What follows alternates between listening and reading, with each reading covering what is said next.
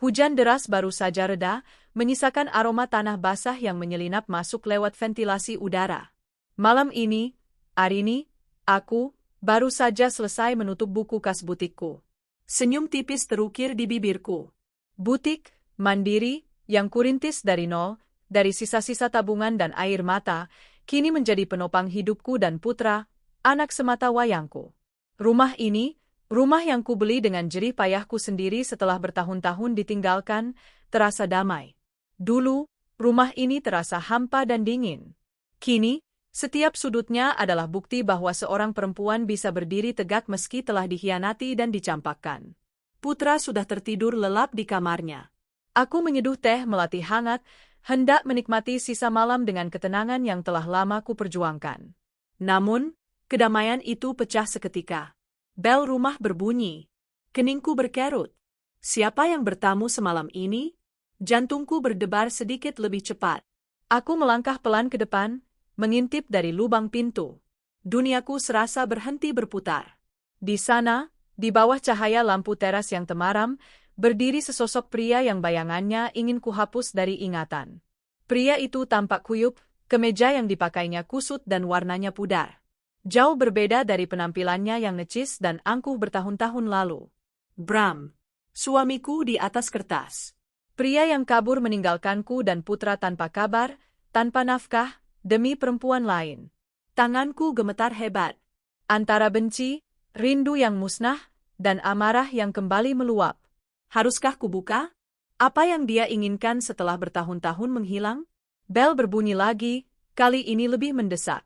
Dengan tarikan napas panjang, aku memutar kunci dan membuka pintu. Kubiarkan pintu rantai tetap terpasang, hanya menyisakan celah sempit. Suara itu. Suara yang dulu memanggilku dengan cinta, lalu menghinaku dengan caci maki. Kini suara itu terdengar parau, nyaris seperti rengekan. Mau apa kamu? Tanyaku, sedingin es. Aku tak mengenali suaraku sendiri. Bram tampak kaget mendengar nada bicaraku. Dia mungkin mengharapkan sambutan haru, atau setidaknya, rasa kasihan. Dia tidak akan mendapatkannya dariku. Nita, aku minta maaf, ucapnya, menunduk. Wajahnya yang dulu tampan kini terlihat kuyu dan lelah. Aku tahu aku salah. Aku pergi, potongku. Tunggu, Nita. Tolong dengarkan aku dulu. Dia tampak panik. Aku dipecat. Aku sudah tidak punya apa-apa. Kabar itu seharusnya membuatku terkejut, tapi yang kurasakan hanyalah kepuasan dingin. Korupsi. Aku mendengarnya sekilas dari seorang teman lama. Jadi, itu benar. Karma bekerja lebih cepat dari yang kuduga. Itu urusanmu, kataku, bersiap menutup pintu. Jangan, Nit, kemam. Tiba-tiba, dia bergeser sedikit. Dan di belakangnya, aku melihat pemandangan yang membuat darahku mendidih. Seorang wanita terduduk di kursi teras yang basah, menggigil. Wajahnya pucat pasi. Itu dia. Ranti. Si pelakor. Perempuan yang dulu dengan bangganya memamerkan kemesraan mereka di media sosial, perempuan yang mengirimiku pesan dan menghinaku, tua dan jelek. Dan di pangkuannya, terbungkus selimut tipis, ada seorang bayi. Bayi itu bergerak pelan, tampak tidak nyaman. Ranti sendiri terlihat kesakitan, memegangi perutnya. Apa-apaan ini? Desisku, amarahku kini tak terbendung. Nita, kumohon, ini anakku. Anak kami, kata Bram, suaranya bergetar. Ranti baru saja melahirkan. Operasi sesar. Kami tidak punya tempat tinggal lagi. Aku tertawa. Tawa yang terdengar mengerikan, bahkan di telingaku sendiri. Tidak punya tempat tinggal? Lalu apa urusannya denganku? Bukankah kalian hidup bahagia di luar kota? Bukankah kalian sudah menikah? Wajah Bram pias. Kamu tahu. Aku tahu semuanya, Bram. Aku tahu kau bilang pada penghulu kalau aku sudah mati. Kalian berdua penipu. Ranti, si pelakor, kini menatapku. Bukan dengan tatapan angkuh seperti dulu, tapi tatapan memelas. Tatapan yang membuatku semakin muak. Mbak, tolong, Mbak. Rintih Ranti. Kontrakan kami sempit kotor sekali. Kasihan bayi ini, Mbak. Dia butuh tempat yang bersih, yang nyaman. Jantungku serasa diremas. Mereka tidak hanya datang untuk mengemis tempat tinggal. Mereka datang ke rumahku, rumah yang kubangun dengan air mataku, dan membawa hasil pengkhianatan mereka, memintaku untuk peduli. Kontrakan kalian kotor, ulangku, suaraku meninggi. Tidak senyaman rumahku, begitu? Dulu, waktu kalian pamer kemesraan, waktu kalian menghina aku dan anakku, apa kalian peduli di mana kami tinggal? Apa kalian peduli putra makan apa? Nita, aku hilaf, kata Bram, mencoba meraih tanganku lewat celah pintu. Aku menarik tanganku dengan cepat. Hilafmu menghasilkan bayi, Bram. Dan sekarang, setelah kau bangkrut, kau dipecat karena korupsi, kau tidak diterima kerja dimanapun, kau ingat jalan pulang. Nita, aku mohon. Bram mulai menangis. Tangisan seorang pecundang. Izinkan kami tinggal di sini. Hanya sementara. Sampai Ranti pulih. Kasihan bayi ini. Dia tidak salah. Bayi itu. Ya, bayi itu tidak salah. Tapi orang tuanya adalah iblis. Kau ingin aku menerima kalian? Tanyaku, suaraku datar menyembunyikan badai di dalam. Kau ingin aku, istri sahmu yang kau bilang sudah mati, untuk memberikan tempat tinggal yang layak untukmu, untuk pelakor ini, dan untuk bayimu. Bram mengangguk cepat, matanya penuh harap yang memuakkan. Tolong, Nita. Hanya kamu yang bisa menolong kami. Mertuaku, orang tuaku pasti akan membunuhku jika aku pulang ke sana membawa Ranti. Kamu tahu mereka menyayangimu. Oh, tentu saja. Dia takut pada orang tuanya sendiri, jadi dia lari padaku. Perempuan yang sudah dia buang. Beraninya suamiku. Beraninya dia berpikir, setelah semua penderitaan yang dia sebabkan, aku masih memiliki setitik belas kasihan untuknya. Aku menatap mereka berdua, pria bangkrut yang dulu kuagungkan, dan wanita lemah yang dulu begitu angkuh, basah kuyup dan menyedihkan di depan pintuku. Aku melepaskan rantai pintu. Wajah Bram langsung bersinar, mengira aku akan luluh. Aku membuka pintu itu lebar-lebar, bukan untuk mempersilakan mereka masuk. Kalian punya 5 detik untuk pergi dari depan gerbangku, kataku dengan suara tenang yang mematikan. Sebelum aku memanggil satpam kompleks untuk menyeret kalian. Mata Bram membelalak tak percaya. Nita? 1. Nita, jangan begini. Ini bayimu juga? 2. Aku sudah melangkah mundur, siap membanting pintu. Tolong, Mbak. Ranti mencoba berdiri, tapi kembali terduduk kesakitan. 3. Bajingan kamu, Nita. Tega kamu, teriak Bram, topeng memelasnya mulai luntur. 4. Bram menatapku dengan kebencian, lalu buru-buru memapah Ranti yang menangis. Ayo, Ran. Kita pergi, kita cari tempat lain. Dia memang perempuan tidak punya hati. Tentu saja, gumamku, tepat sebelum aku membanting pintu di depan wajah mereka. Aku menyandarkan tubuhku di balik pintu, napasku tersengal. Gemetarku belum berhenti. Tapi di tengah amarah yang membara, ada kelegaan yang luar biasa. Malam ini, aku tidak membiarkan mereka menginjak-injakku lagi. Ini baru permulaan. Pintu itu tertutup rapat, meredam suara makian Bram yang samar-samar menghilang di kejauhan. Aku masih bersandar di baliknya, kedua tanganku terkepal begitu erat hingga buku-buku jariku memutih. Napasku memburu, adrenalin memompa jantungku begitu kencang seolah hendak meledak dari dada. Gemetar itu menjalar dari ujung kaki hingga ke ubun-ubun. Bukan gemetar karena takut. Ini adalah gemetar amarah, gempa susulan dari kebencian yang bertahun-tahun kupendam dan baru saja menemukan muaranya. Tidak punya hati. Ucapan terakhir Bram terngiang di telingaku. Aku tertawa getir. Hati? Hati mana yang dia bicarakan? Hati yang dia cabik-cabik tanpa sisa? Hati yang dia injak-injak demi perempuan murahan itu? Aku berjalan limbung menuju dapur. Teh melati yang kuseduh tadi sudah dingin, tapi aku tetap meneguknya sekali habis, berharap cairan itu bisa menenangkan badai di dalam diriku. Gagal. Malam itu, tidur menjadi sesuatu yang mustahil. Aku duduk di sofa ruang tengah, mematikan lampu, dan membiarkan kegelapan memelukku. Justru dalam gelap itulah, Kenangan-kenangan pahit itu kembali datang. Mereka berbaris rapi seperti parade mimpi buruk, satu persatu muncul tanpa bisa kucegah. Semuanya berawal 5 tahun lalu. Bram, yang dulu kukenal sebagai pria lembut dan pekerja keras, tiba-tiba berubah. Dia sering pulang larut, ponselnya selalu dalam genggaman dan tak pernah lepas dari kata sandi. Uang belanja yang biasa dia berikan utuh, mulai berkurang. Awalnya sedikit, lalu semakin sedikit, hingga akhirnya berhenti sama sekali. Proyek lagi seret, Nita, katanya suatu malam, matanya tak menatapku. Kamu harus ngerti. Aku mengerti. Aku selalu berusaha mengerti. Aku mulai menjual kue kering buatan sendiri, menitipkannya dari warung ke warung, agar dapur kami tetap mengepul dan Putra bisa minum susu. Lalu, gosip itu datang. Dari teman kantornya, dari tetangga yang tak sengaja melihat. Bram punya simpanan. Perempuan muda, cantik, dan manja. Namanya Ranti. Duniaku runtuh.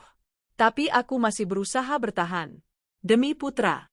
Aku menunggunya pulang suatu malam, kuajak dia bicara baik-baik. Jawabannya adalah tamparan. Bukan di pipi, tapi langsung di hatiku. Ya, aku memang cinta sama Ranti. Kenapa? Teriaknya. Aku bosan sama kamu. Lihat badanmu. Lihat penampilanmu. Daster melulu. Bau dapur. Ranti beda. Dia wangi, dia tahu cara merawat diri, dia bisa membangkitkan gairahku. Malam itu, dia mengemas kopernya. Dia pergi begitu saja. Bulan-bulan pertama adalah neraka. Aku menangis setiap malam, memeluk Putra yang masih balita, bertanya pada Tuhan apa salahku. Uang tabungan ludes untuk biaya hidup. Aku terpaksa menjual beberapa perhiasan mas kawin, hanya untuk membeli beras. Aku mencoba menghubungi mertuaku. Mereka baik. Sangat baik. Mereka marah besar pada Bram dan berjanji akan menyuruhnya pulang. Tapi Bram lebih licik. Dia memutus semua kontak. Dia pindah kerja ke luar kota, membawa Ranti bersamanya, memulai hidup baru yang dia impikan. Dan penderitaanku tidak berhenti di situ. Suatu hari, sebuah pesan masuk ke ponselku. Dari nomor tak dikenal. Isinya adalah foto.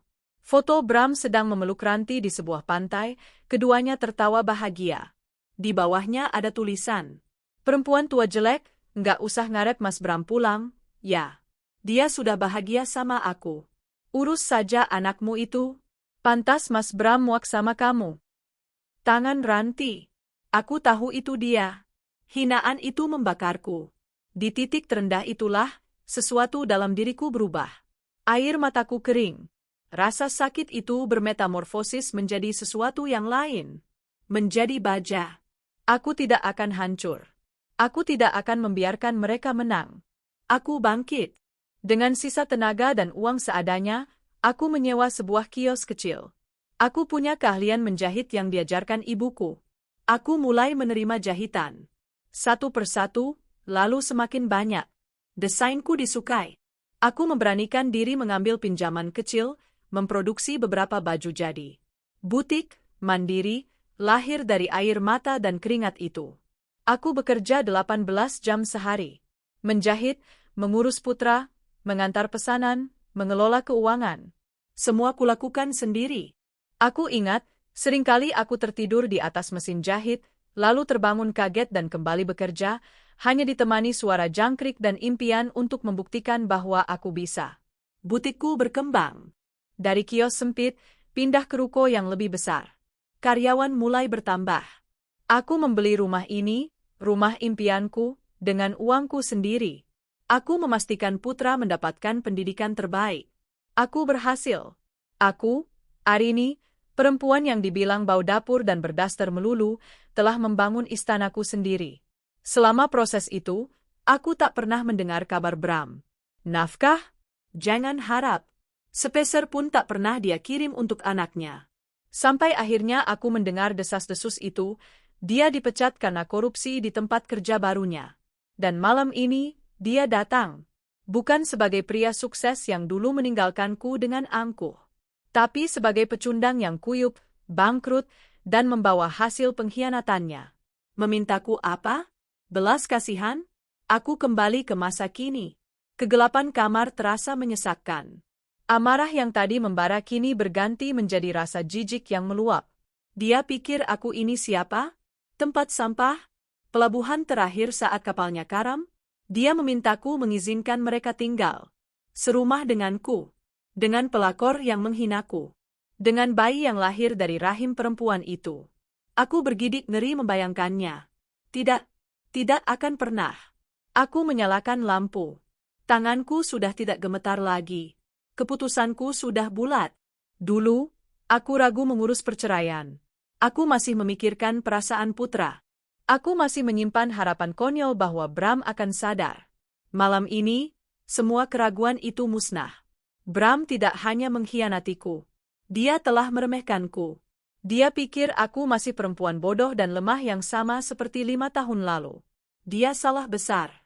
Besok pagi aku akan menelepon pengacaraku. Surat cerai yang beberapa bulan lalu mulai kuurus tapi terhenti, harus segera dilanjutkan. Aku tidak sudi menyandang status sebagai istri dari pria sampah seperti dia. Dan jika mereka berani datang lagi, dan aku yakin mereka akan datang lagi, aku sudah tahu apa yang harus kulakukan. Pertunjukan baru saja dimulai. Dan kali ini, aku yang akan memegang kendali. Mentari pagi menerobos masuk melalui celah gorden, tapi aku sudah lama terjaga. Malam tadi, aku sama sekali tidak bisa tidur. Bukan karena menyesali keputusanku, tapi karena memutar ulang semua kenangan pahit yang membuatku semakin yakin. Pukul 6 pagi, aku membangunkan putra. Sayang, ayo bangun. Sarapan, lalu siap-siap sekolah. Putra menggeliat, lalu memelukku. Bunda, semalam kenapa? Kok kayak ada suara orang ribut-ribut? Aku mengelus rambutnya. Bukan apa-apa, sayang. Cuma ada tamu tidak diundang. Sudah pergi kok. Sekarang ayo mandi. Anakku, matahariku. Alasan tunggalku untuk tetap waras selama ini. Melihat wajahnya, tekadku semakin baja. Aku tidak akan membiarkan parasit dari masa lalu merusak masa depan yang sudah susah payah kubangun untuk kami berdua. Sambil menyiapkan sarapan, aku mengambil ponselku. Tanganku mantap menekan nomor pengacaraku, Pak Haris. Pagi, Pak, sapaku begitu telepon tersambung. Pagi, Bu Arini. Ada apa? Tumben, jawabnya ramah. Pak, kataku tanpa basa-basi, berkas gugatan cerai saya yang beberapa bulan lalu itu, tolong dilanjutkan. Secepat mungkin. Terdengar helaan napas di seberang. Saya ikut prihatin mendengarnya, Bu. Tapi, apa Ibu sudah yakin 100%? Tidak ada mediasi lagi. 1000%, Pak, jawabku tegas. Pria itu, dia sudah kembali. Dan dia sudah membuktikan bahwa dia tidak layak mendapatkan apa-apa selain tanda tangan di atas surat cerai. Baik, Bu. Saya mengerti. Akan segera saya proses. Setelah menutup telepon, dadaku terasa ringan. Satu langkah besar telah kuambil. Aku mengantar putra ke sekolah seperti biasa. Lalu aku memutar mobilku, bukan menuju butik, tapi kembali ke rumah. Firasatku mengatakan ini belum berakhir. Benar saja. Saat mobilku memasuki halaman, aku melihat mereka. Tepat seperti dugaanku. Mereka tidak pergi. Mereka terduduk di teras, di tempat yang sama semalam. Pemandangan yang lebih menyedihkan dari kemarin. Bram dengan wajah kuyu, Ranti yang bersandar lemah di bahunya, dan bayi itu, terbungkus selimut yang sama, kini terdengar merengek pelan. Mereka pasti kedinginan semalaman. Aku parkir mobilku, mengambil tas, dan berjalan lurus ke arah mereka. Wajahku sedatar mungkin. Sudah kubilang pergi, kataku, bahkan sebelum Bram sempat membuka mulut. Nita, tunggu. Bram melompat berdiri. Dia langsung bersimpuh di kakiku. Benar-benar bersimpuh. Nita, aku minta maaf. Aku hilaf. Aku tahu aku salah besar, rengeknya, mencoba meraih ujung sepatuku. Aku mundur selangkah, jijik. Bangun, Bram. Drama pagimu tidak akan mempan. Aku serius, Nita. Aku memang salah meninggalkanmu. Tapi, aku juga sangat mencintai Ranti. Dia istriku sekarang. Aku tertawa sinis. Istri yang kau nikahi dengan mengaku aku sudah mati? Hebat sekali cintamu. Ranti mulai menangis terisak. Mbak, tolong, Mbak. Kami tidak punya siapa-siapa lagi. Kami tidak punya uang sepeser pun. Tadi malam kami tidur di emperan ruko. Bayi ini, dia belum minum apa-apa dari semalam. Bayi itu memang tampak lemah. Ada secuil rasa kasihan pada makhluk tak berdosa itu, tapi rasa itu langsung lenyap saat aku melihat wajah kedua orang tuanya. Lalu, tanyaku dingin. Nita, aku mohon, kata Bram lagi, masih bersimpuh. Izinkan kami tinggal di sini. Di rumahmu. Di garasi tidak apa-apa. Atau di paviliun belakang. Yang penting bayi ini dapat tempat bersih dan nyaman. Kontrakan kami yang dulu sudah disita pemiliknya karena kami menunggak bayar. Permintaan itu persis seperti yang kuduga. Tapi aku hanya diam, menunggu. Aku tahu ada lebih dari itu. Aku janji akan bersikap baik, lanjut Bram cepat-cepat. Aku ingin kamu menerima Ranti dengan baik. Kita bisa berdampingan, Nita. Demi anak ini. Berdampingan. Kata itu keluar dari mulutnya begitu enteng. Dia memintaku, istri sahnya, untuk hidup satu atap dengan pelakornya. Kamu sudah selesai bicara? Tanyaku. Belum, kata Bram, nadanya semakin putus asa. Ada lagi. Aku mengangkat alisku. Apa lagi yang lebih gila dari ini? Bram menelan ludah. Dia menatap Ranti, yang kini menunduk, pura-pura menyeka air mata. Ranti, dia tidak mau menyusui, kata Bram pelan, nyaris berbisik. Aku tertegun. Apa katamu? Dia tidak mau menyusui, ulang Bram, sedikit lebih keras. Dia bilang dia takut bentuk tubuhnya berubah. Dia ingin tetap cantik, katanya untukku. Aku menatap Ranti tak percaya. Perempuan ini, di tengah kondisinya yang menyedihkan, masih memikirkan bentuk tubuhnya? Perempuan yang dulu menghinaku tua dan jelek, kini takut dirinya tidak cantik lagi? Kami tidak punya uang untuk beli susu formula, Nita, lanjut Bram. Jadi, aku mohon padamu, maukah kamu membantu membelikan susu untuk bayi ini? Napasmu tercekat. Permintaan itu begitu menjijikkan, begitu di luar nalar, hingga aku tak bisa berkata-kata. Dia, yang tak pernah menafkahi anaknya sendiri, kini memintaku menafkahi anak hasil perselingkuhannya. Dan ternyata, itu belum puncaknya. Dan satu lagi, Nit, kata Bram, matanya memelas penuh harap. Ranti kan baru melahirkan sesar. Ada masalah waktu lahiran. Jadi, jahitannya masih basah. Dia masih belum boleh kerja berat. Dia tidak boleh menggendong bayinya terlalu sering. Aku memejamkan mata sejenak. Aku sudah tahu kemana arah pembicaraan ini. Jadi, lanjut Bram, karena kamu sudah pengalaman merawat putra, bisakah kamu merawat anak kami dulu? Hanya sampai Ranti pulih. Ya? Kamu mau, kan, Nita? Bantu kami sekali ini saja. Hening.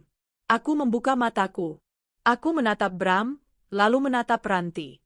Pria yang telah membuangku, dan wanita yang telah menghinaku. Kini mereka duduk di terasku, memintaku menjadi sapi perah sekaligus pengasuh gratis untuk anak mereka, sementara si pelakor bisa fokus menjaga bentuk tubuhnya. Amarah yang semalam meledak-ledak itu kini hilang. Berganti dengan sesuatu yang jauh lebih dingin. Sesuatu yang membuat kepalaku jernih. Aku tersenyum. Senyum tipis yang kutahu pasti terlihat mengerikan di mata mereka. Kalian, kataku pelan, benar-benar pasangan yang tidak tahu malu. Wajah Bram pias. Nita, ini bukan... Aku bukan tempat penampungan, potongku. Aku bukan ban. Dan aku jelas bukan babysitter untuk anak kalian. Tapi bayi ini tidak salah, Mbak, rintih Ranti. Tentu saja dia tidak salah, jawabku. Yang salah adalah orang tuanya. Yang satu koruptor bangkrut, yang satu lagi ibu tidak bertanggung jawab yang lebih mementingkan tubuhnya daripada anaknya sendiri. Nita, jaga mulutmu, bentak Bram. Kenapa? Kalian yang tidak bisa menjaga perbuatan kalian, balasku. Kalian pikir aku ini apa? Bodoh? Dulu kalian pamerkan kemesraan padaku. Dulu kalian hina aku. Dulu suamiku bekerja, uangnya semua untukmu, Ranti. Dulu aku dan Putra makan apa, kalian tidak peduli. Sekarang kalian susah, kalian datang mengemis padaku.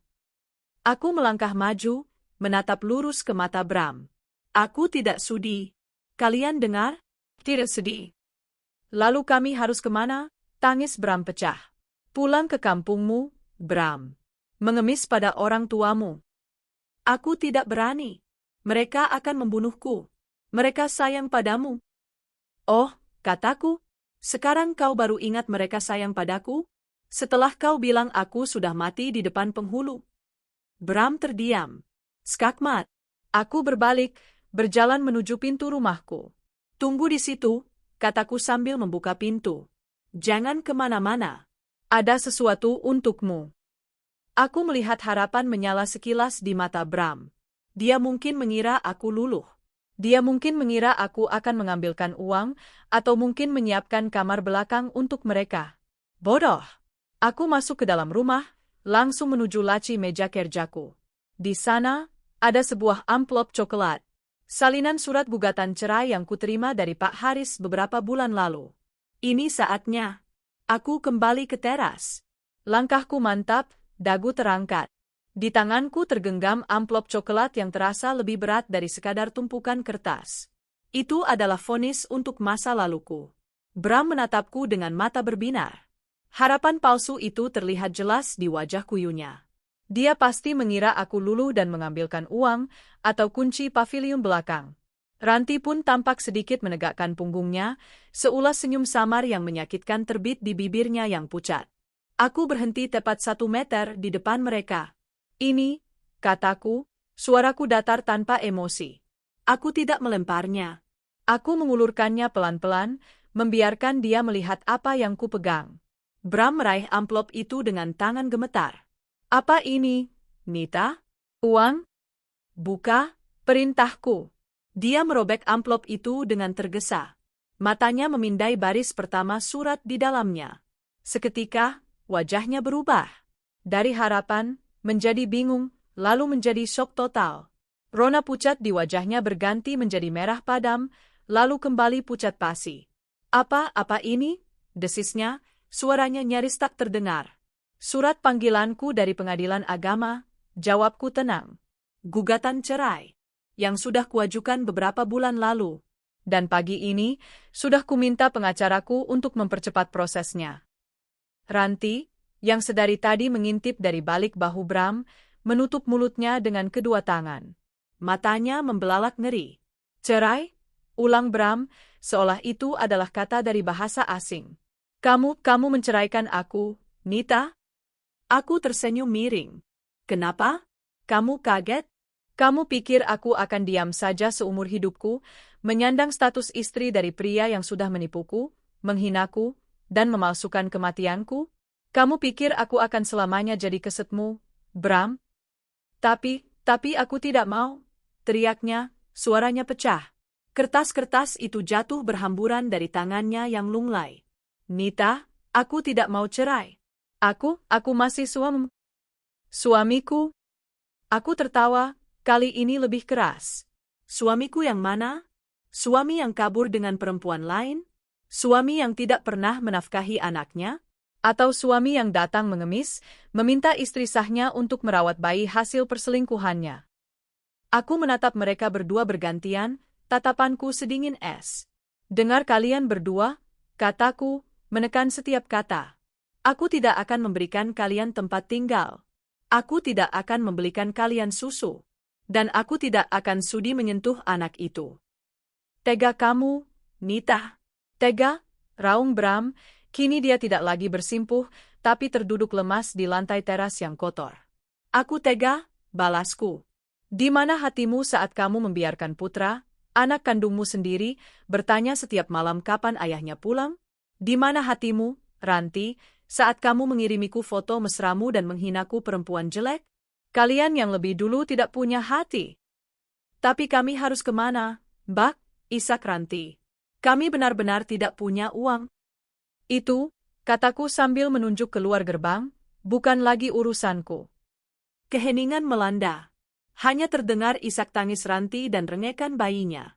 Bram menatapku dengan pandangan kosong, otaknya tampak masih mencerna kenyataan bahwa dia telah kehilangan segalanya. Kehilangan pekerjaan, kehormatan, dan kini, istri yang dia pikir bisa seenaknya dia jadikan tempat pembuangan akhir. Aku mengira ini sudah selesai. Aku mengira mereka akan mengambil sisa harga diri mereka, jika masih ada, dan pergi. Ternyata aku salah. Ada satu level lagi di dasar jurang ketidakberdayaan mereka. Bram perlahan bangkit. Dia menatapku dengan mata merahnya yang bengkak. Ada campuran antara malu, marah, dan keputusasaan di sana. Baik, katanya lirih. Dia tampak kesulitan memanggil namaku. Baik, kalau itu maumu. Kami akan pergi. Aku mengangguk. Bagus. Aku berbalik, hendak masuk ke dalam rumahku yang aman dan damai. Tunggu. Aku berhenti, tapi tidak berbalik. Nita, aku tahu aku salah. Suaranya terdengar lagi, lebih ragu-ragu. Kami akan pergi, tapi kami tidak punya ongkos. Kami tidak punya uang sepeser pun. Untuk cari kontrakan atau mungkin untuk pulang ke desa. Aku memejamkan mata. Ya Tuhan, pria ini. Setidaknya, lanjutnya, beri kami sedikit uang saku. Untuk kami bisa dapat kontrakan yang nyaman. Bayi ini kedinginan. Kasihan dia. Itu dia. Puncak dari segala hal yang menjijikkan. Setelah semua yang dia lakukan. Setelah dia mengemis untuk tinggal. Setelah dia memintaku membelikan susu dan menjadi pengasuh. Kini, dia, seorang pria, seorang suami, meminta uang kepada istri yang telah dia hianati, agar dia bisa hidup nyaman dengan pelakornya. Aku berbalik badan. Perlahan.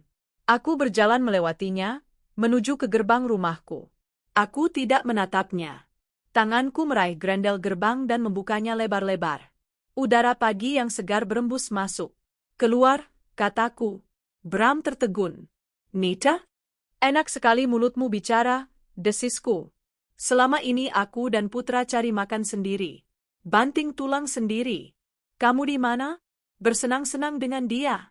Sekarang kamu bangkrut, kamu minta uang saku padaku? Untuk cari kontrakan yang nyaman?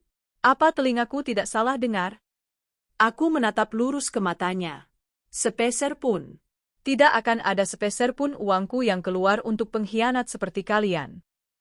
Nita, kamu jahat, teriak Bram. Aku hanya melindungi apa yang menjadi milikku, balasku. Rumah ini, butikku, anakku. Semua hasil jerih payahku. Bukan untuk dibagi dengan parasit. Setidaknya beri kami makan. Kami lapar. Di luar sana banyak orang yang lebih pantas diberi makan daripada kalian, kataku. Sekarang, pergi, sebelum aku kehilangan sisa kesabaranku. Aku menunjuk ke jalanan di luar gerbang. Bram menatapku dengan kebencian yang murni. Dia tahu dia sudah kalah. Dia tahu tidak ada lagi yang bisa dia dapatkan dariku. Dengan kasar, dia menarik lengan Ranti, memaksanya berdiri. Ranti meringis kesakitan, memegangi bekas operasinya, sambil berusaha menggendong bayinya yang terus menangis. Pemandangan yang menyedihkan, tapi tidak sedikit pun menggerakkan hatiku. Mereka berjalan tertatih-tatih. Bram memapah Ranti. Tidak ada lagi drama. Tidak ada lagi tangisan. Hanya ada wajah kalah yang penuh kebencian. Mereka melangkah melewati gerbang. Tepat saat mereka berada di luar, aku menutup gerbang itu dengan suara keras. Brat! Grendelnya kembali kumasukkan. Aku berdiri di balik gerbang, melihat mereka berdua, pria yang pernah kucintai dan wanita yang telah menghancurkan rumah tanggaku, berjalan gontai menjauhi rumahku. Mereka berhenti sejenak di ujung jalan, menoleh ke belakang. Mungkin masih berharap aku akan berubah pikiran. Aku hanya menatap mereka. Dingin. Tak bergerak. Akhirnya, mereka berbalik dan menghilang di tikungan. Napas yang kutahan akhirnya kuembuskan. Panjang. Berat. Tubuhku terasa lemas seketika. Aku bersandar di gerbang yang kokoh itu. Selesai. Mereka sudah pergi. Babak menjijikkan dalam hidupku baru saja kututup paksa.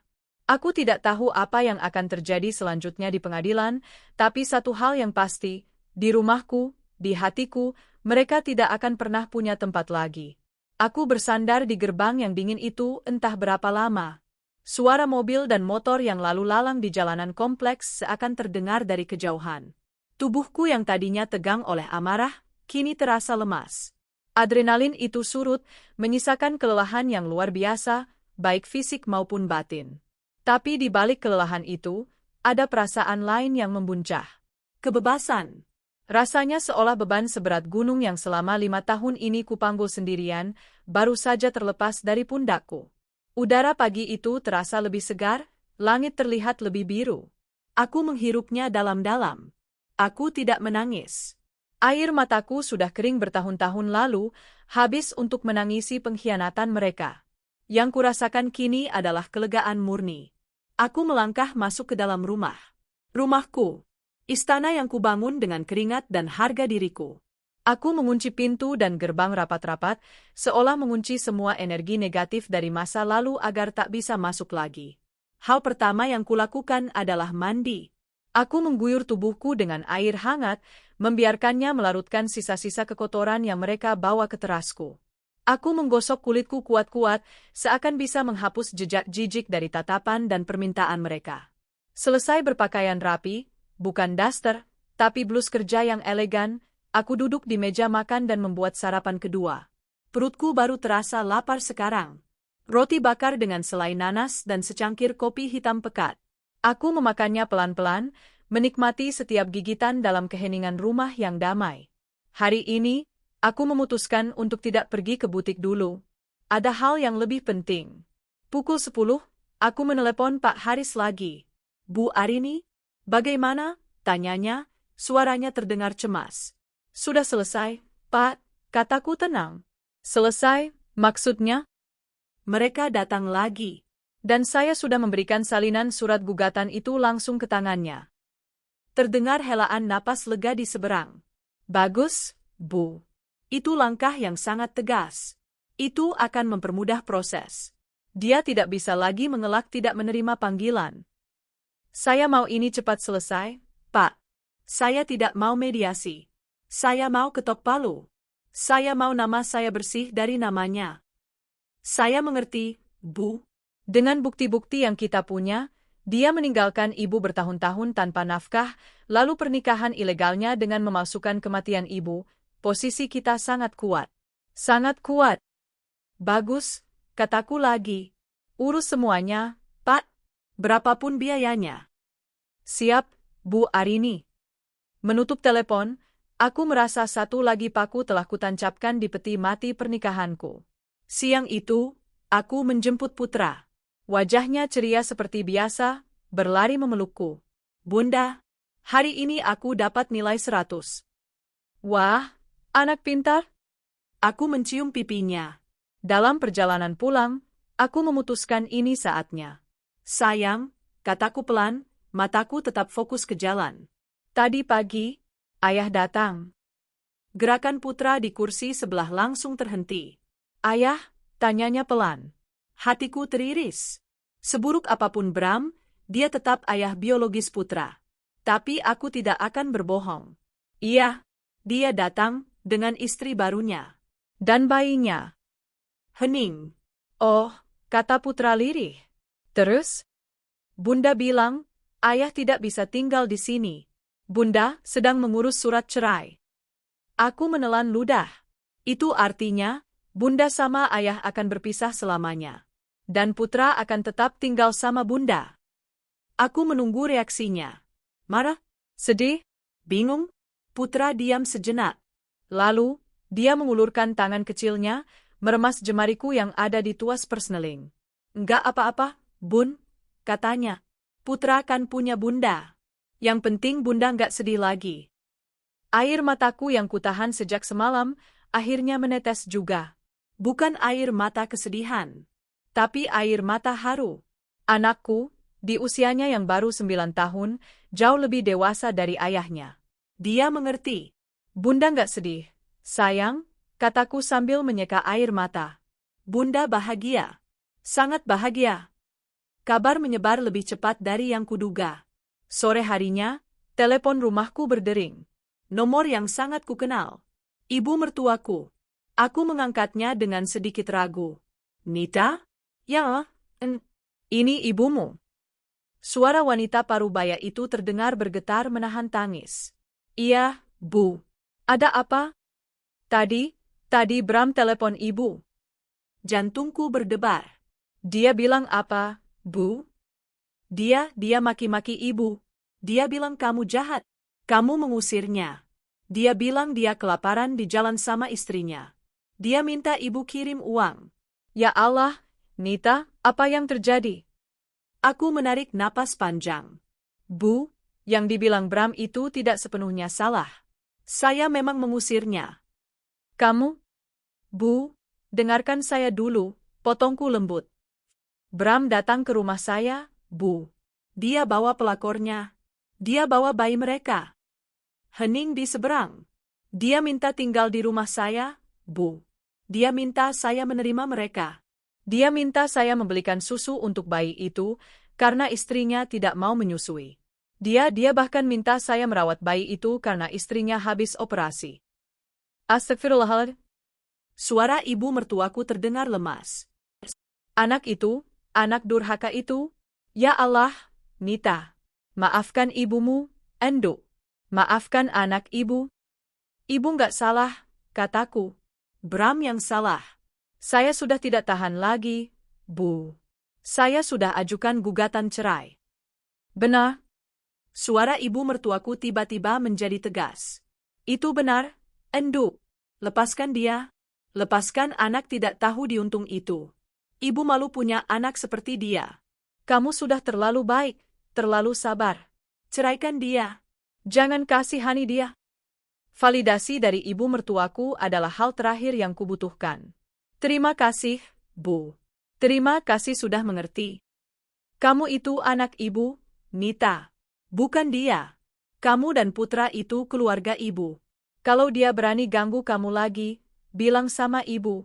Biar bapakmu yang turun tangan. Sambungan telepon itu kututup dengan perasaan hangat. Bahkan keluarga pria itu pun berpihak padaku. Aku tidak sendirian. Malam itu, untuk pertama kalinya setelah bertahun-tahun, aku tidur nyenyak. Tanpa mimpi buruk. Keesokan harinya, aku kembali ke butikku. Karyawanku menyambutku seperti biasa. Melihat tumpukan kain sutra baru, desain-desain yang menunggu untuk dieksekusi, dan senyum para pelangganku, aku tahu disinilah tempatku. Aku sibuk. Sangat sibuk.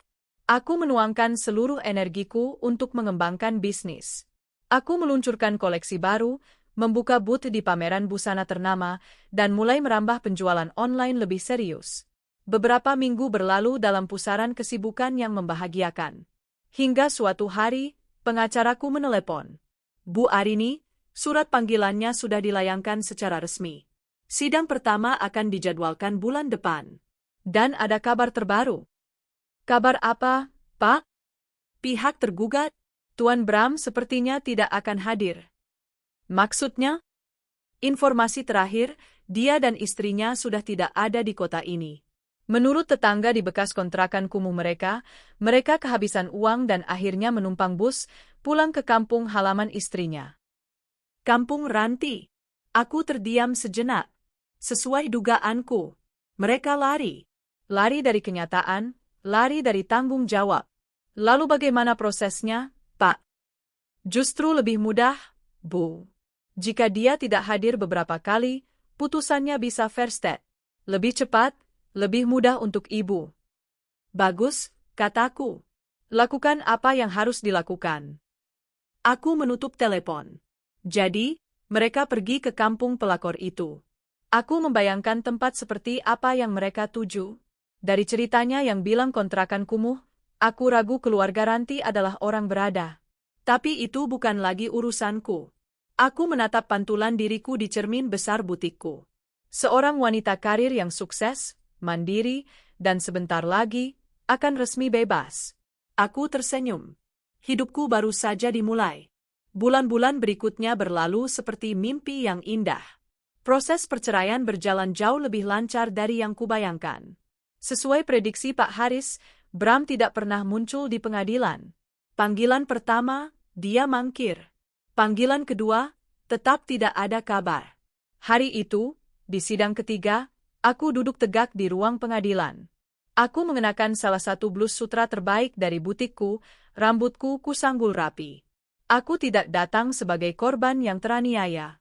Aku datang sebagai pemenang yang menjemput kemerdekaannya. Pak Haris membeberkan semua bukti. Akta kelahiranku, yang membuktikan aku masih hidup, surat nikah kami, bukti transfer yang menunjukkan akulah yang membayar semua tagihan rumah, dan kesaksian dari beberapa tetangga lama serta karyawan awalku yang tahu aku membangun butik dari nol tanpa bantuan suami. Pihak tergugat, kata Pak Haris kepada hakim, tidak hanya menelantarkan klien saya dan putranya selama 5 tahun tanpa nafkah lahir maupun batin, Yang Mulia. Dia juga telah melakukan pemalsuan dokumen dengan menikahi wanita lain dan menyatakan klien saya sudah meninggal. Hakim mengangguk-angguk, wajahnya serius. Karena Bram tidak pernah hadir untuk membela diri, semua gugatanku diterima tanpa bantahan. Lalu, momen itu tiba. Hakim mengetuk palu. 3 kali. Tok, tok, tok.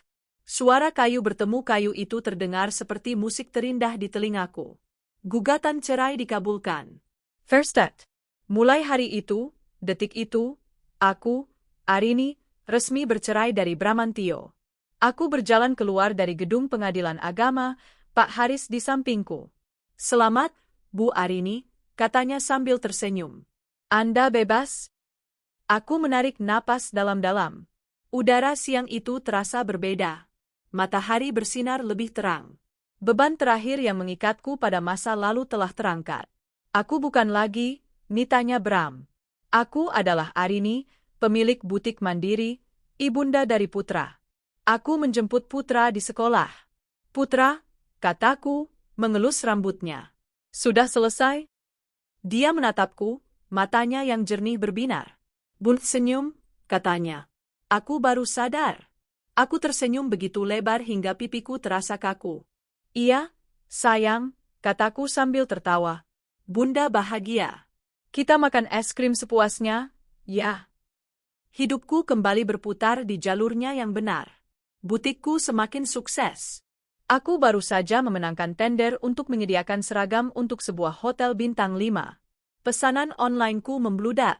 Aku merekrut lebih banyak penjahit, memperluas ruang pamerku. Aku dan Putra hidup dalam damai dan kelimpahan. Aku hampir melupakan Bram. Dia hanya menjadi catatan kaki yang buram dalam buku hidupku. Hingga suatu sore, sekitar 6 bulan setelah putusan cerai, telepon dari mantan ibu mertuaku datang. Nita, enduk, sapanya. Suaranya terdengar lelah. Iya, Bu. Bagaimana kabarnya? Ibu sehat? Ibu cuma mau kasih kabar, katanya pelan. Bukan apa-apa, ibu cuma merasa kamu berhak tahu. Jantungku berdebar sedikit.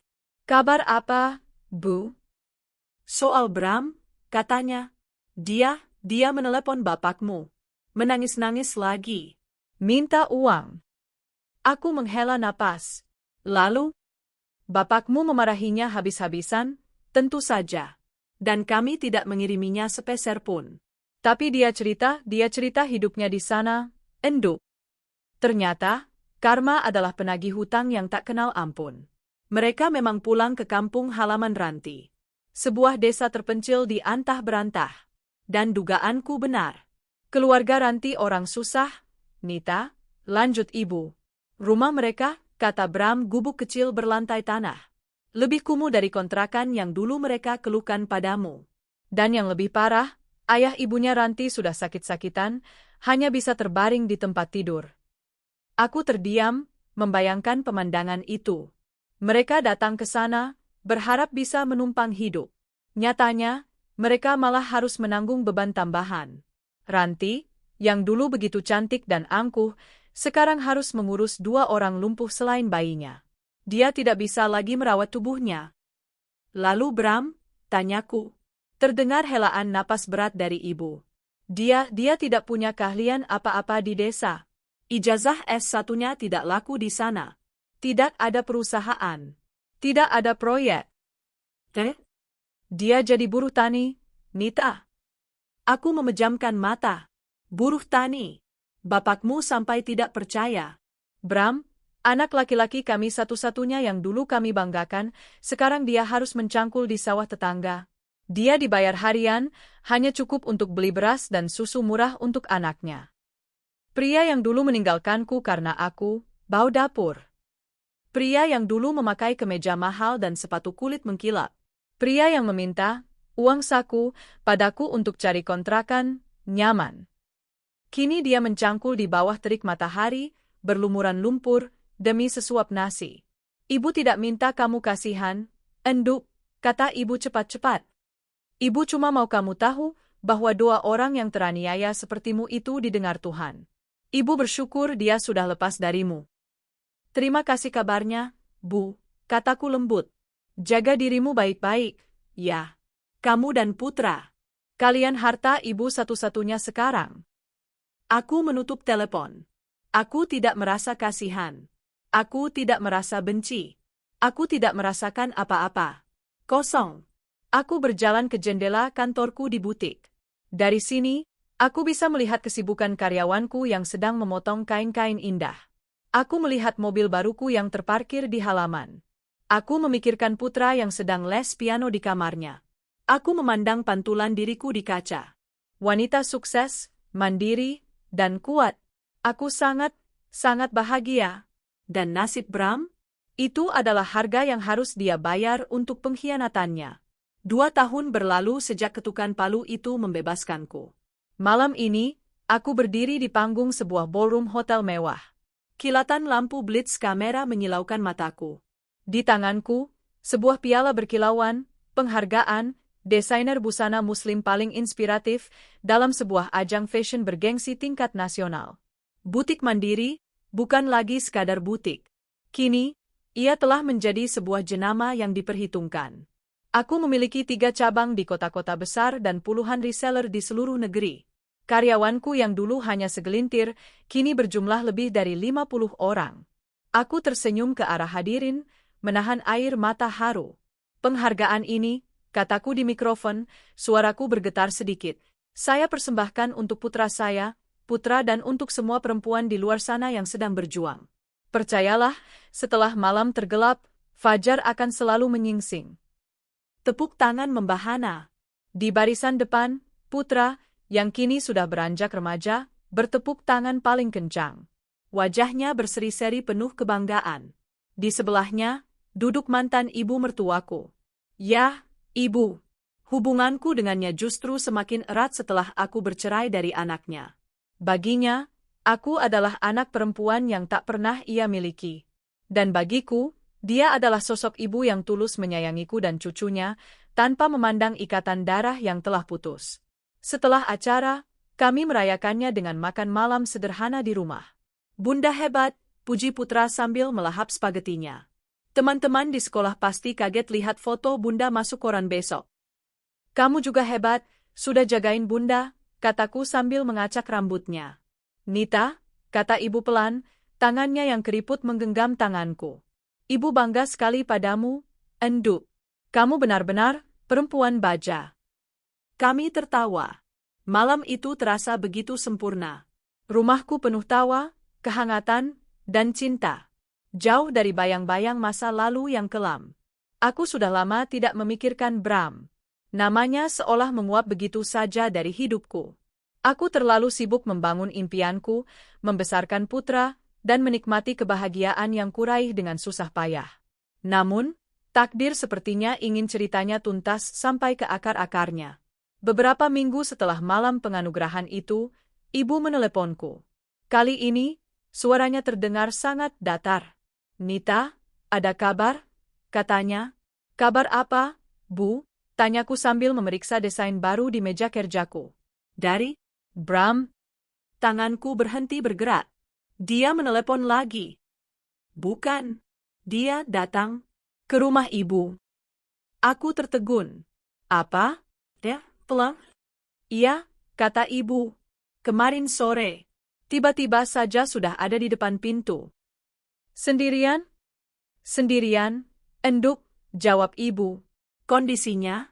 Ya, ibu sampai tidak tega melihatnya. Menurut cerita ibu, Bram datang dengan pakaian compang-camping, tubuhnya kurus kering, dan matanya cekung. Dia tidak lagi terlihat seperti pria metropolitan yang dulu kukenal. Dia terlihat seperti pria yang telah dihancurkan oleh kehidupan. Dia sudah tidak bersama Ranti lagi, lanjut ibu. Oh? Ranti kabur. Meninggalkan dia. Ternyata, kehidupan sebagai istri buruh tani tidak sesuai dengan bayangan Ranti. Setahun pertama, dia masih bertahan. Tapi setelah tabungannya habis dan kecantikannya luntur karena kerja keras mengurus rumah tangga yang miskin dan mertua yang sakit-sakitan, dia menyerah.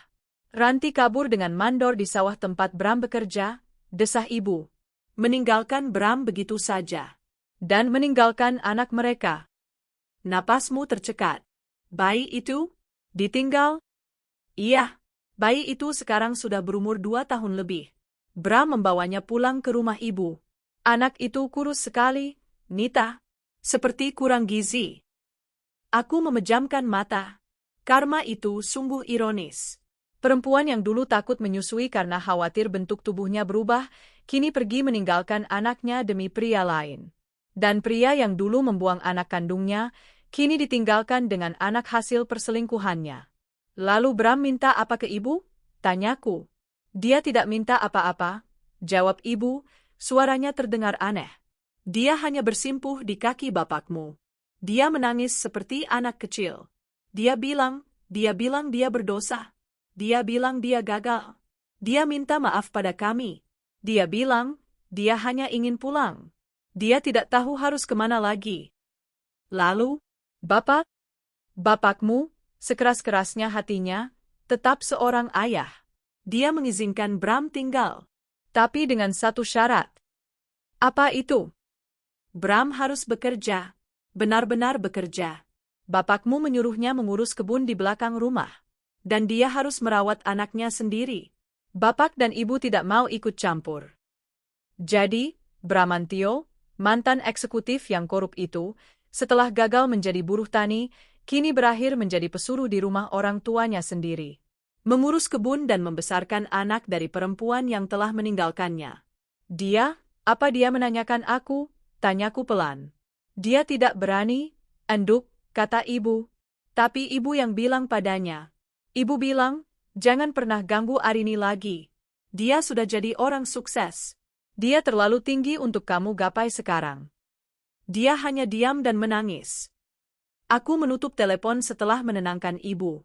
Aku tidak merasakan kemenangan. Aku tidak merasakan kepuasan. Yang kurasakan hanyalah kelegaan. Cerita ini benar-benar sudah berakhir. Aku berjalan ke balkon kantorku. Dari atas sini, aku bisa melihat hamparan kota yang sibuk. Aku menghirup udara sore yang bebas. Dulu, aku adalah Nita, istri yang teraniaya. Kini, aku adalah Arini, wanita mandiri, ibu yang bahagia, dan seorang pemenang. Aku menatap langit yang mulai memerah saga. Hidupku, seperti butikku, telah kubangun kembali dari puing-puing. Dan kini, ia berdiri kokoh, indah, dan tak tergoyahkan. Setahun telah berlalu sejak malam penganugerahan itu. Hidupku berjalan di atas rel yang tenang dan mapan. Putra kini sudah duduk di bangku SMP, tumbuh menjadi remaja yang cerdas, santun, dan sangat melindungiku. Butik Mandiri telah kokoh berdiri sebagai salah satu jenama busana yang paling disegani, dan aku kini lebih banyak mendelegasikan tugas harian, memberiku lebih banyak waktu untuk diriku sendiri dan untuk putra. Kami baru saja kembali dari liburan 3 minggu di Eropa.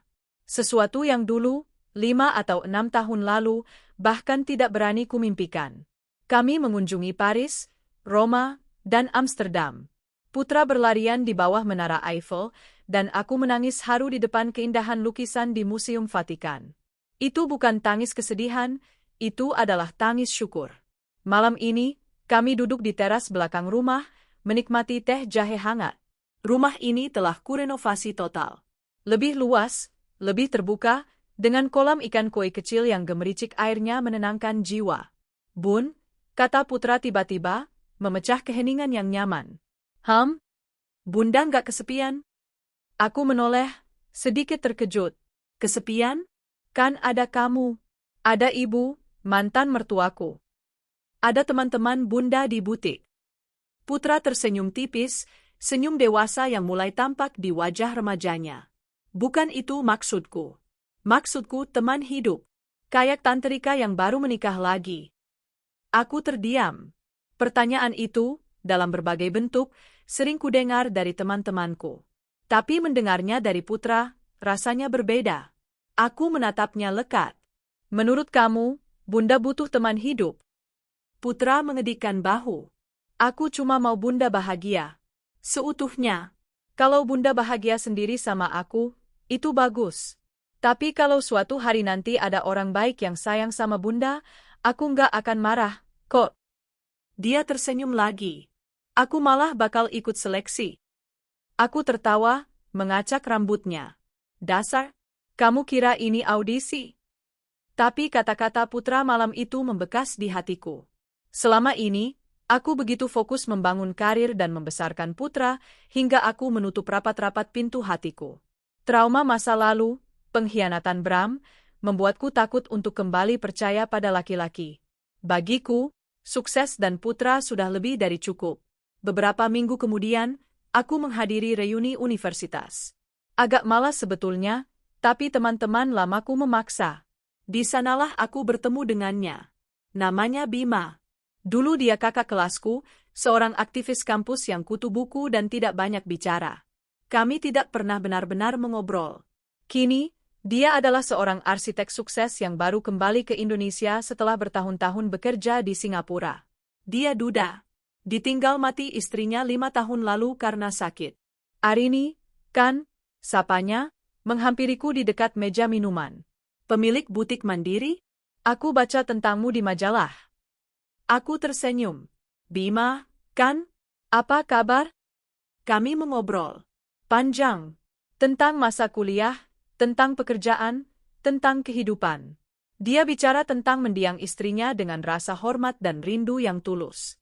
Aku bicara tentang butikku dan Putra. Aku tidak menceritakan detail pahit masa laluku. Belum. Dia pria yang berbeda dari Bram. Dia pendengar yang baik. Matanya tenang, kata-katanya santun, dan dia tidak berusaha memamerkan kesuksesannya. Ada kedewasaan dan keteduhan dalam dirinya yang membuatku nyaman. Di akhir acara, dia meminta nomorku. Mungkin kita bisa minum kopi kapan-kapan? Aku sedang merancang sebuah resort baru, mungkin bisa sekalian diskusi soal desain interior kainnya. Alasan yang sangat profesional. Aku setuju. Pertemuan kopi itu berlanjut menjadi makan siang. Lalu makan malam. Lalu Bima yang menawarkan diri mengantar Putra les, kebetulan searah, katanya. Putra, yang awalnya sangat protektif, ternyata bisa langsung akrab dengan Bima. Mereka bisa mengobrol berjam-jam tentang game terbaru atau tentang desain gedung-gedung pencakar langit. Om Bima keren, Bun, kata Putra suatu malam. Dia tahu banyak hal. Dan dia baik. Aku tahu kemana arahnya. Hatiku yang tadinya beku, perlahan mulai menghangat. Hingga suatu sore, saat kami hanya berdua, Bima menggenggam tanganku. Arini, katanya pelan, menatapku lurus. Aku tahu kamu perempuan yang kuat dan mandiri. Kamu sudah membangun duniamu sendiri dengan begitu hebat. Tapi jika kamu mengizinkan, maukah kamu memberiku kesempatan untuk menjadi bagian kecil dari duniamu itu? Dia tidak berjanji akan membahagiakanku. Dia tidak merayuku dengan kata-kata manis. Dia hanya meminta izin untuk masuk.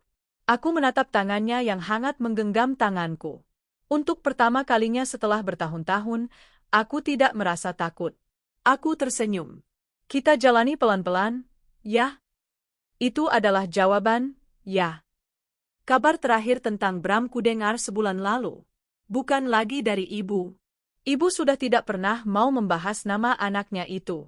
Kabar itu datang dari sepupu jauhku yang kebetulan suaminya bertugas di dekat desa tempat Bram tinggal. Ceritanya semakin tragis. Orang tua Bram, yang sudah sepuh, akhirnya meninggal dunia. Rumah mereka dijual untuk menutupi hutang-hutang lama Bram yang entah dari mana. Bram dan anaknya yang kini sudah berumur sekitar 4-5 tahun, terusir dari rumah itu. Tidak ada keluarga yang mau menampungnya. Bram kembali menjadi gelandangan. Dia benar-benar berakhir di titik nol. Kabarnya, dia dan anaknya kini menumpang di sebuah gubuk di pinggir sawah, milik seorang petani yang kasihan padanya.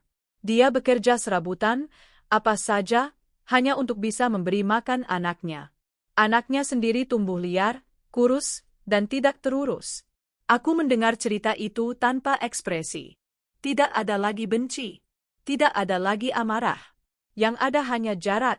Dia terasa seperti cerita tentang orang asing yang tidak pernah kukenal. Nasibnya adalah pilihannya sendiri. Nasib ranti yang entah ada di mana adalah pilihannya sendiri. Dan nasibku, kebahagiaanku, adalah pilihanku. Malam ini, aku duduk di meja makan. Di seberangku, Putra sedang tertawa menceritakan kejadian lucu di sekolahnya. Di sampingku, Bima tersenyum teduh, mendengarkan cerita Putra sambil sesekali menatapku dengan hangat. Rumahku penuh. Hatiku penuh. Aku, Arini, yang dulu dibuang dan dihina. Kini aku telah memiliki segalanya. Bukan karena materi, tapi karena aku telah menemukan kembali diriku, membesarkan putraku dengan cinta, dan berani membuka hati untuk kebahagiaan baru. Aku menuang teh untuk Bima. Dia berterima kasih pelan. Aku menatap kedua pria hebat di hidupku ini. Aku sangat bahagia. Seutuhnya. 5 tahun telah berlalu sejak Bima pertama kali hadir dalam kehidupanku. Sore ini, aku tidak sedang berada di butik. Aku sedang duduk di taman belakang rumah kami, rumah baru yang kurancang bersama Bima, sambil memegang secarik undangan tebal berwarna gading. Di halaman, Bima dan Putra sedang asyik bermain catur di bawah pohon mangga. Putra, yang kini sudah menjadi mahasiswa arsitektur di tahun pertamanya, mengikuti jejak ayah sambungnya, tertawa saat Bima berhasil memakan kudanya. "Ah, ayah Bima curang," serunya, pura-pura kesal. "Strategi, nak, bukan curang," sahut Bima sambil tersenyum teduh. "Ayah?" "Ya," Putra memanggilnya ayah. Panggilan itu datang secara alami, tanpa paksaan, sekitar setahun setelah aku dan Bima menikah dalam sebuah akad sederhana namun hikmat. Mantan ibu mertuaku, yang kini kupanggil Eyang Putri, atas permintaan Putra, duduk di sebelahku, merajut syal untuk calon cucu barunya. Aku tersenyum, mengelus perutku yang kini membuncit besar. Di usiaku yang tidak lagi muda, Tuhan memberikan satu anugerah lagi. Seorang putri kecil yang sedang kunanti kelahirannya bersama Bima. Hidupku terasa begitu penuh, begitu utuh, hingga rasanya seperti mimpi. Butik Mandiri kini telah memiliki gerai di Singapura dan Kuala Lumpur. Aku lebih banyak berperan sebagai founder dan mentor, sementara operasional harian dipegang oleh tim profesionalku. Aku mendedikasikan lebih banyak waktuku untuk yayasan yang kudirikan, Mandiri bersama Arini, sebuah yayasan yang memberikan pelatihan keterampilan menjahit dan modal usaha gratis bagi para ibu tunggal korban KDRT. Aku telah mengubah lukaku menjadi kekuatan, tidak hanya untuk diriku sendiri, tapi juga untuk perempuan lain. Undangan di tanganku ini adalah dari alma materku. Aku diundang sebagai pembicara utama dalam wisuda akbar mereka untuk berbagi kisah inspiratifku membangun bisnis dari nol. Sungguh, sebuah ironi yang indah. Kampus yang dulu menjadi saksi awal cintaku yang naif pada Bram, kini mengundangku kembali sebagai simbol kesuksesan. Aku menatap kembali ke taman. Putra, Bima, Eyang Putri, rumah yang damai, dan bayi dalam kandunganku. Inilah surga duniaku. Apakah aku masih mengingat Bram? Kadang-kadang. Bukan sebagai hantu, tapi sebagai pelajaran. Sebagai pengingat betapa rendahnya aku dulu pernah jatuh, dan betapa tingginya aku kini bisa terbang. Kabar terakhir tentangnya kudengar setahun yang lalu. Kabar itu adalah penutup dari segalanya. Setelah orang tuanya meninggal dan dia menjadi gelandangan, Bram hidup dari belas kasihan orang di desa. Anaknya, yang tumbuh tanpa kasih sayang ibu dan perawatan ayah yang layak, sering sakit-sakitan. Suatu hari, saat musim hujan lebat, gubuk reot yang mereka tinggali di pinggir sawah itu roboh diterjang badai. Bram selamat. Tapi anaknya tidak. Anak laki-laki kecil tak berdosa itu meninggal karena tertimpa runtuhan. Sejak saat itu, Bram kehilangan satu-satunya hal yang tersisa yang mengikatnya pada dunia. Dia kehilangan akal sehatnya. Orang-orang desa bilang, dia menjadi gila. Dia sering terlihat berjalan tanpa tujuan, compang-camping, bicara sendiri, kadang menangis, kadang tertawa di bekas reruntuhan gubuknya. Dia mencari-cari anaknya yang telah tiada. Dia tidak lagi berbahaya. Dia hanya menyedihkan.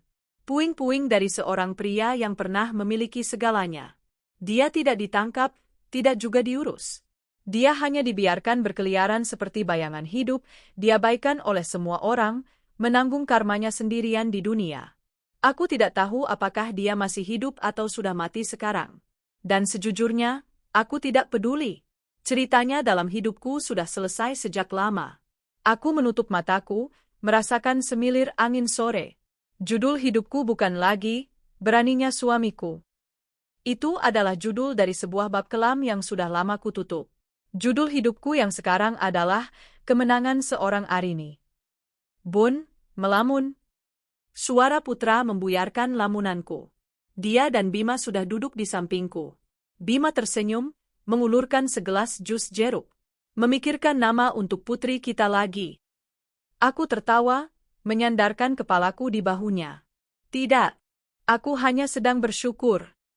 Aku menatap mereka satu persatu. Putra, anakku, kebanggaanku. Bima, suamiku, keteduhanku. Eyang Putri, ibu yang selalu mendukungku. Terima kasih, bisikku pada Bima. Untuk apa? Tanyanya. Untuk segalanya. Aku meminum jusku. Rasa manisnya memenuhi mulutku. Dulu, aku pikir hidupku sudah berakhir di titik terendah. Ternyata, itu hanyalah awal dari pendakianku menuju puncak kebahagiaan yang tak pernah kubayangkan. 6 bulan berlalu sejak aku berdiri di panggung alma materku. Perutku yang buncit kini telah berganti dengan dekapan hangat seorang bayi perempuan mungil yang kami beri nama Bintang Cahaya. Bintang, karena dia adalah cahaya baru yang hadir di malam kebahagiaan kami. Sore ini, rumah kami terasa begitu penuh. Putra, yang kini sangat protektif pada adik barunya, sedang duduk di karpet, dengan hati-hati menunjukkan desain maket kampusnya pada Bintang yang tertidur pulas di keranjang bayinya. Bima duduk di sampingku di sofa, merangkul bahuku sambil kami berdua memandangi. Pemandangan itu, Eyang Putri, yang kesehatannya semakin membaik sejak tinggal bersama kami, sedang tersenyum bahagia sambil merajut sepatu bayi mungil. Dia mirip sekali denganmu, Arini, bisik Bima.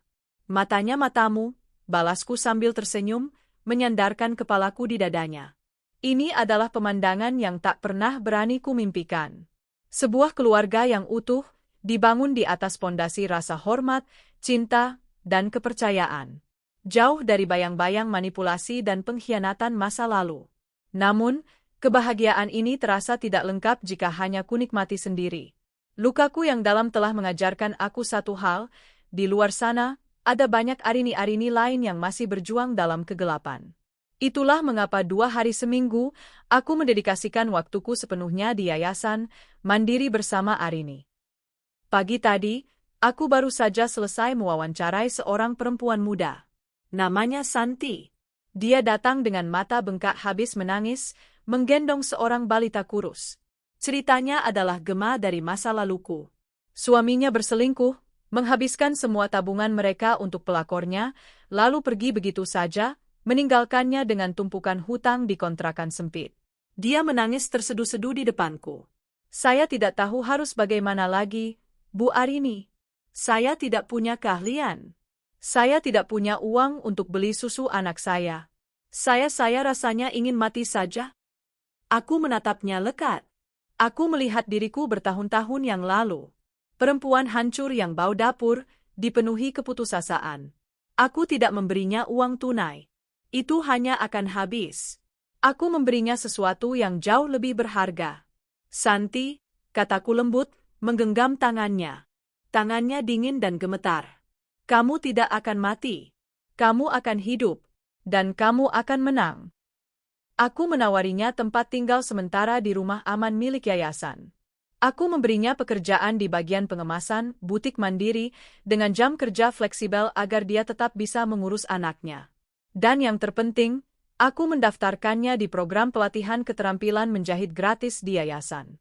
Dulu, kataku padanya, saya juga tidak punya apa-apa selain keahlian menjahit. Kamu lihat saya sekarang? Santi menatapku dengan mata penuh air mata, tapi kali ini, ada seberkas harapan di sana. Tapi saya tidak sekuat ibu. Kamu lebih kuat dari yang kamu kira, jawabku tegas. Kekuatan itu ada di sini, aku menunjuk ke hatinya. Saat seorang ibu memutuskan berjuang untuk anaknya, tidak ada yang bisa menghentikannya. Jangan fokus pada suamimu yang pengkhianat itu. Fokus pada anakmu. Fokus pada dirimu sendiri. Aku memeluknya. Pelukan yang tak pernah kudapatkan saat aku berada di titik terendahku. Kini, kembali ke rumah, memandangi keluargaku yang damai, aku mengerti arti dari semua ini. Tuhan tidak memberiku ujian seberat itu hanya untuk membuatku hancur. Dia sedang menempa baja. Dia menghancurkanku sampai ke dasar, hanya untuk memberiku kekuatan membangun istana yang jauh lebih megah, istana yang pintunya kini bisa kubuka untuk membantu orang lain. Nasib Bram? Nasib Ranti?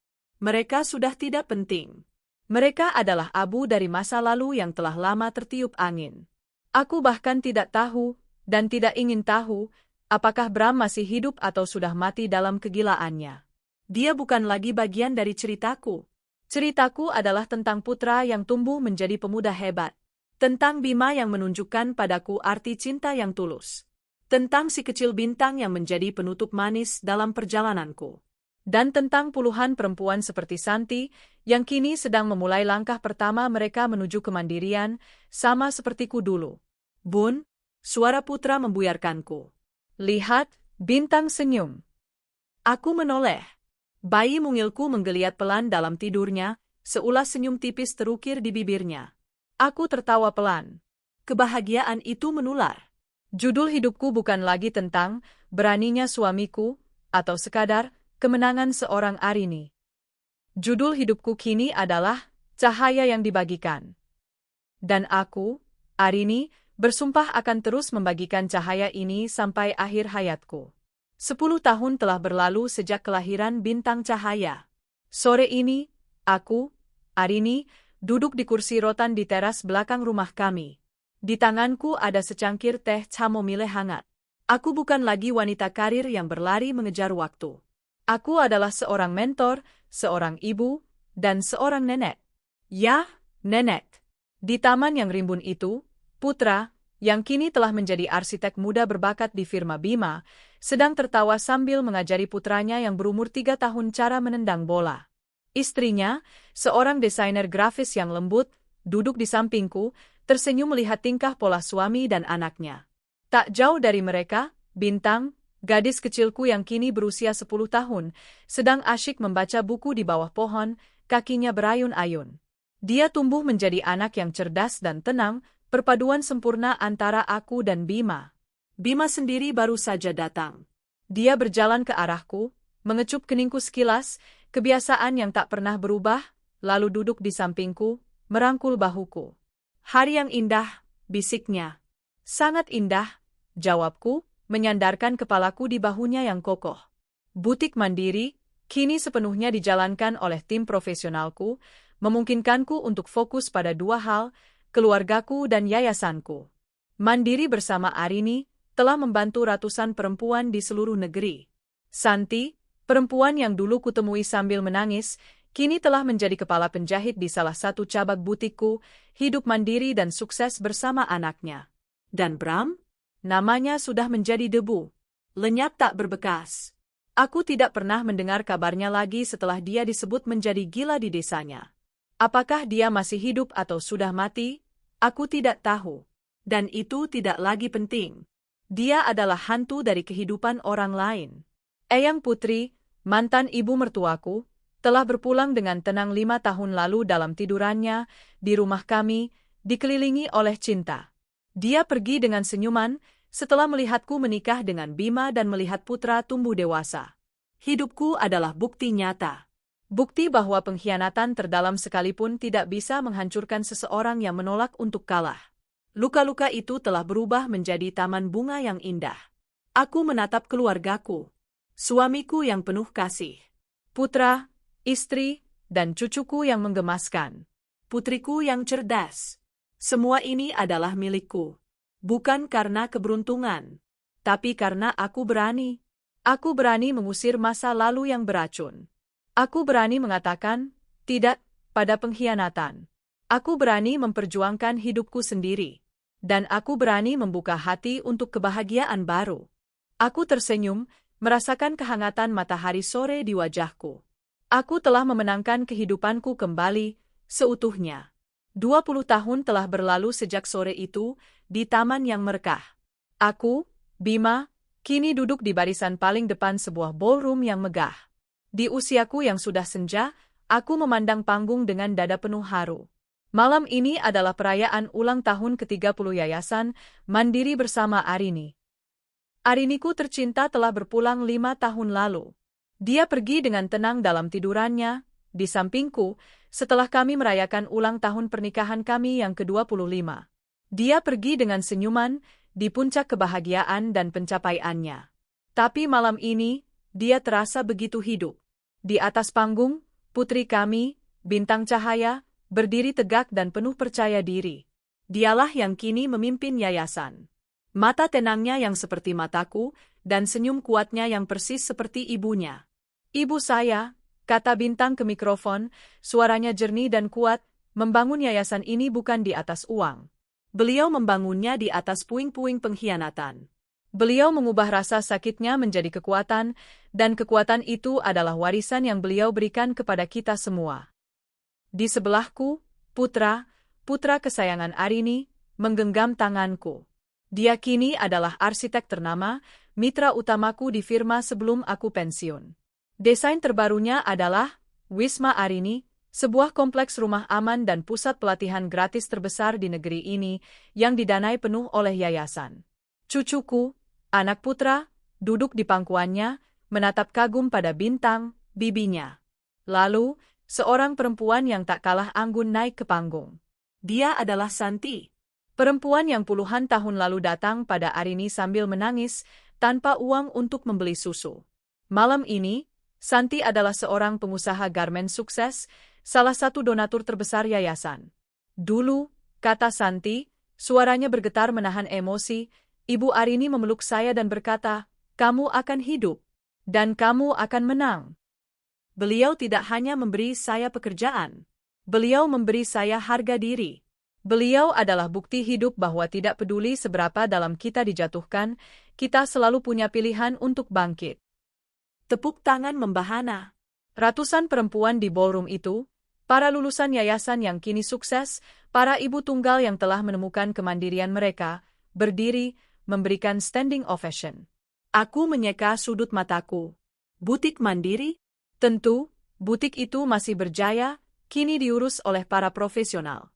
Tapi itu bukan warisan utama Arini.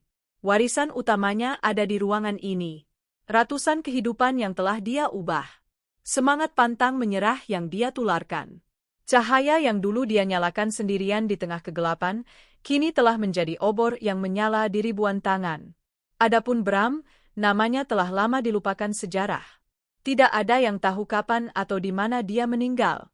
Dia menguap seperti embun pagi yang tak berbekas, ditelan oleh pilihan hidupnya yang kelam.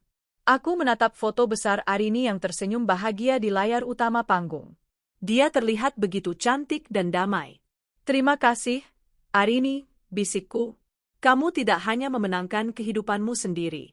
Kamu telah memenangkan kehidupan untuk banyak orang." Di tengah riuh tepuk tangan, aku tahu pasti, cahaya Arini tidak pernah padam. Ia akan terus bersinar, abadi, dari generasi ke generasi.